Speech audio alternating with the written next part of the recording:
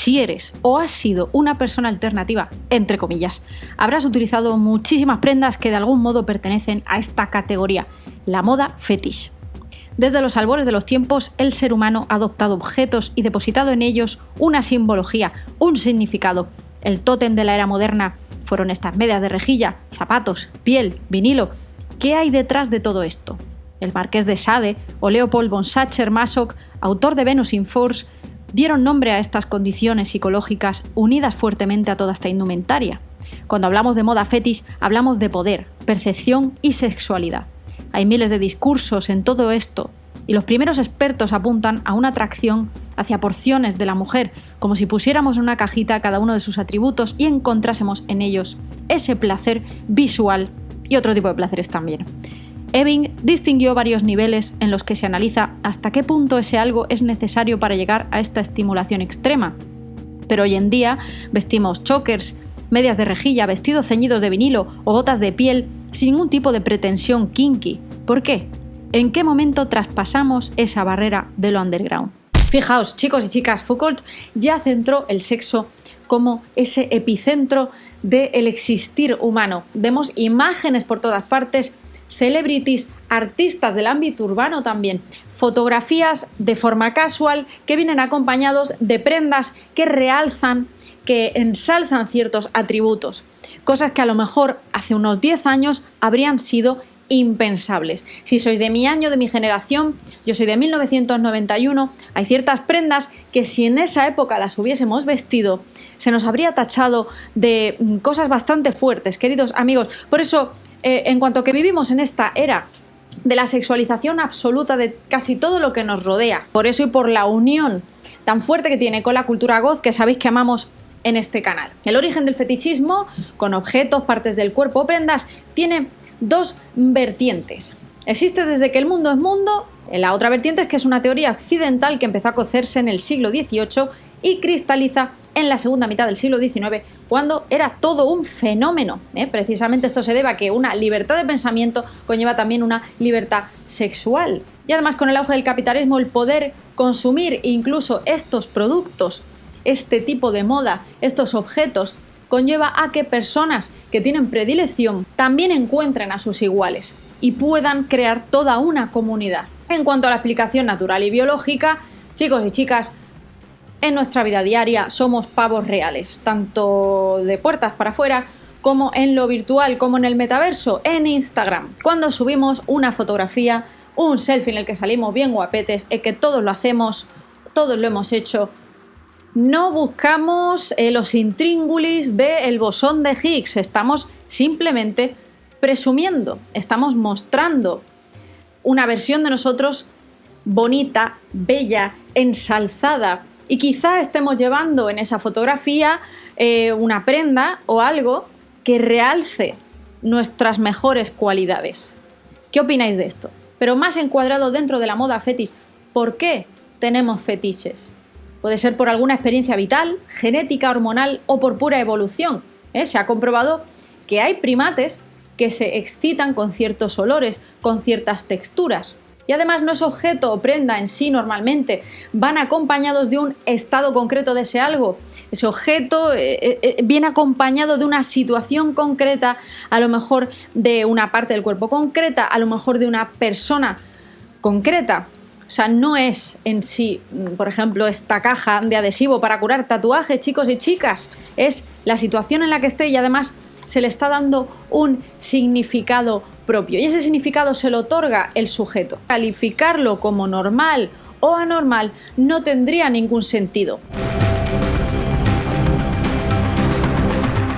En los albores de esto de la moda fetish, los primeros expertos que comenzaban a emitir juicios acerca de este fenómeno, la mayoría se lanzaban hacia un diagnóstico de patología muy grave, de personas que realmente tenían algún problema, a lo mejor tenían dañado el cerebro y por eso tenían estas ciertas tendencias. En cierto momento de la historia había prácticas que se veían aberrantes y hoy en día se acogen y no se juzgan de esa forma tan dura. Pensad también que la clave de todo esto del fetichismo es la fantasía.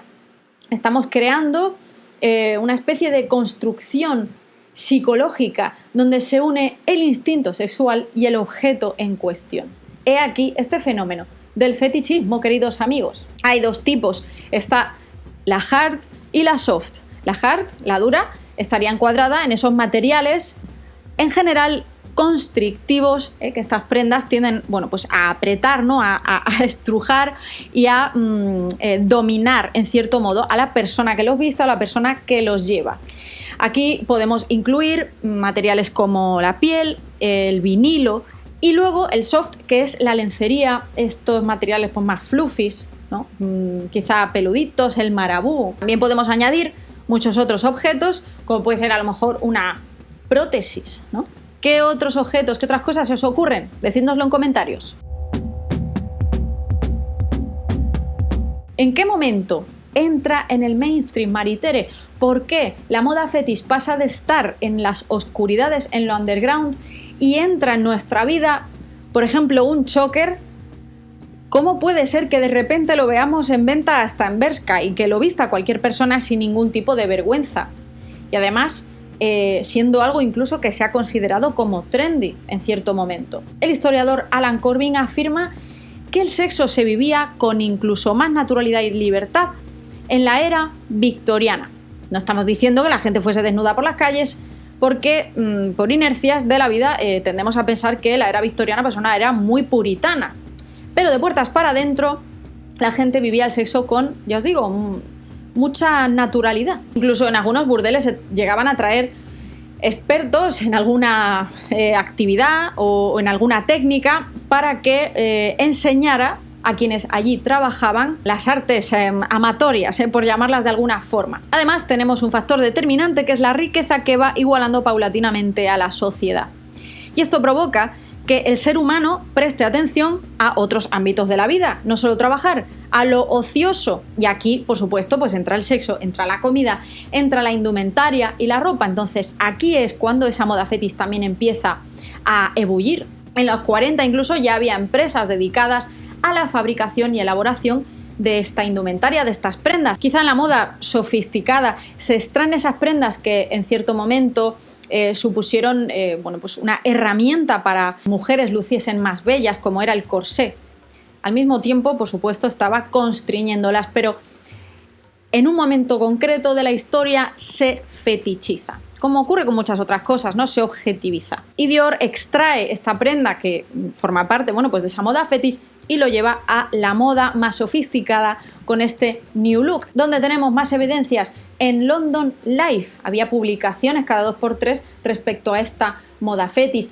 Pero es cierto que tras la Segunda Guerra Mundial entramos en una época de cierto conservadurismo, aunque en algunos sectores del underground, por supuesto, esto siguió vivo.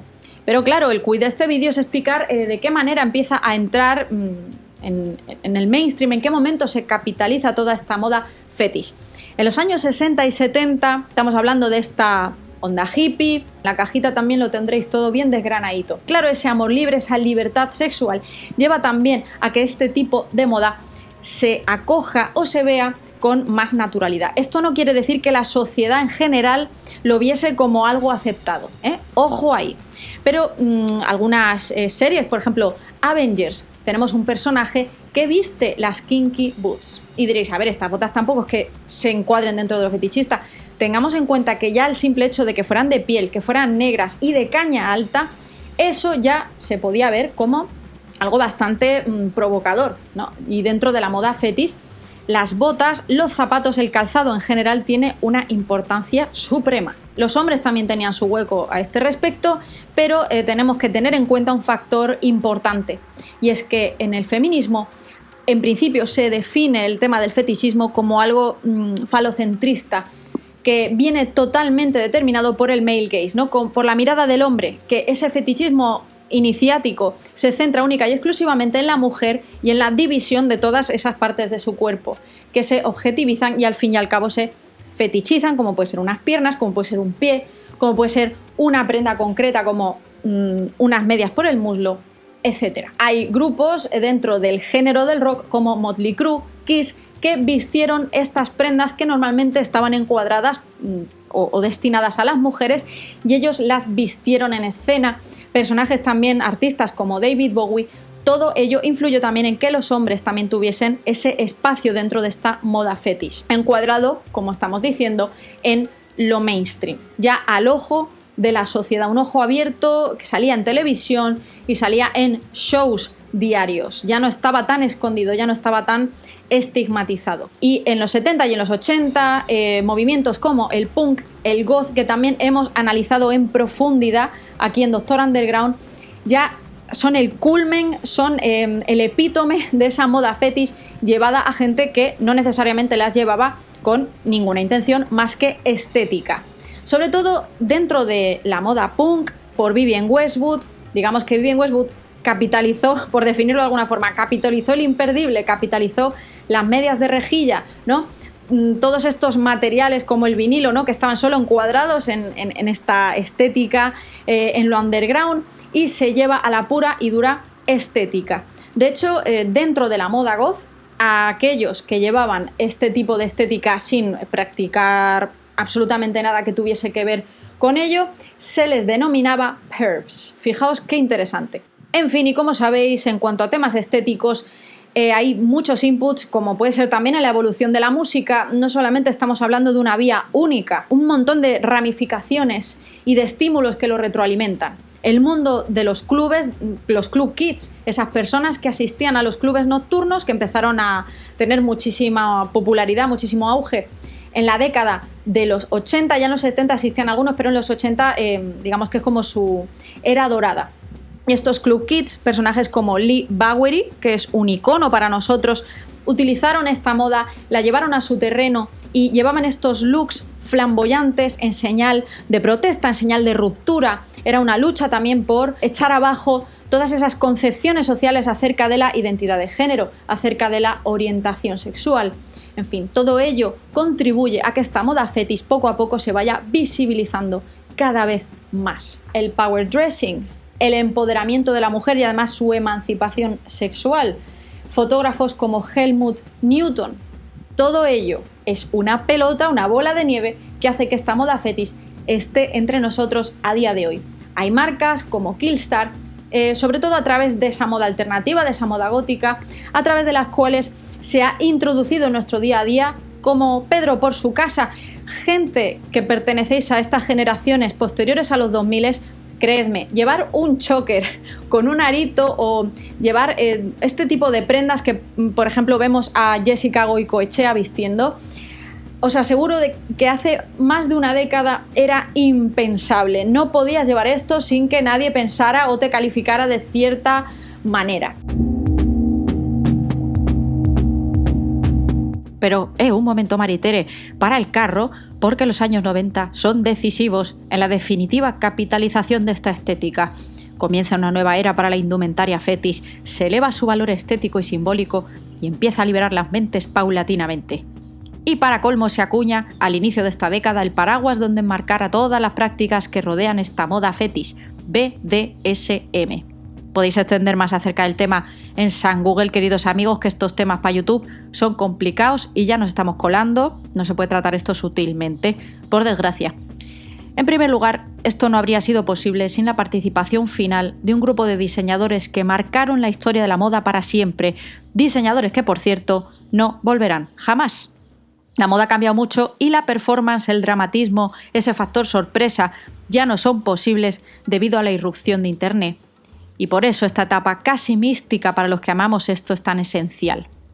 Nombres como Thierry Mugler, Jean-Paul Gaultier, John Galliano, Alexander McQueen o Versace fueron algunos de los artífices de los diseños que veis en pantalla, sacando a relucir esas siluetas, materiales y formas que nos llevan directamente a los cimientos de lo que significó la moda fetish, liberando los cuerpos y las mentes para siempre. Eran diseñadores respetados y alabados, tengamos esto en cuenta. Sus desfiles se abarrotaban y las grandes casas de lujo contaron con algunos de ellos como directores creativos. Fue una revolución estética sin precedentes. Por supuesto, ha habido otros inputs en lo underground, pero fue el libro Sex de Madonna, en 1992, de temática erótica. Muchos de estos diseñadores de los que hemos hablado se inspiraron de este libro y de esta ola liberadora sexual para llevar a las pasarelas pues la piel, el látex, la goma, los corsets, todo tipo de detalles kinkies. Fue un libro muy controvertido que puso en el mapa una vez más a esta artista Madonna, que ya analizaremos más adelante en el canal. Os lo dejo completo en la cajita de information. Una era en la que películas como Showgirls, estrenada casi 3 años después, escandalizaba a América y hacía tambalear sus cimientos normativos y conservadores. También ha habido artistas como Marilyn Manson, que cumplieron un papel absolutamente clave en la visibilización de lo fetish. Os recomiendo a tope que echéis un ojo a la cajita, porque el 99% de lo que acabo de nombrar se ha analizado aquí en el canal. Y después de este inciso bien tocho, sigamos con el vídeo. ¿Cuáles creéis vosotros que son esos fenómenos que hicieron que la moda fetish empezara a capitalizarse paulatinamente? Hoy en día lo vemos en el ámbito de la cultura rave, que también tenemos un vídeo sobre esto en el canal. Era inevitable ponernos a hacer este análisis porque la mayoría de los vídeos que hemos hecho aquí están relacionados directa o indirectamente con este maravilloso mundo estético. ¿Qué os ha parecido? ¿Qué opináis? ¿Tenéis más datos que añadir? No dudéis en dejárnoslo en comentarios. Muy importante que os suscribáis, que nunca lo digo, pero hey, suscríbete al canal, que he visto en los insights que solo la mitad de la gente que ve los vídeos está suscrito, y así siempre te vas a enterar de cuándo subo cositas y cuándo venimos por aquí a dar la turra. Podéis apoyar este contenido más a través de Patreon desde 4 euros al mes, PayPal para propinas. Nos vemos muy pronto en la próxima entrega.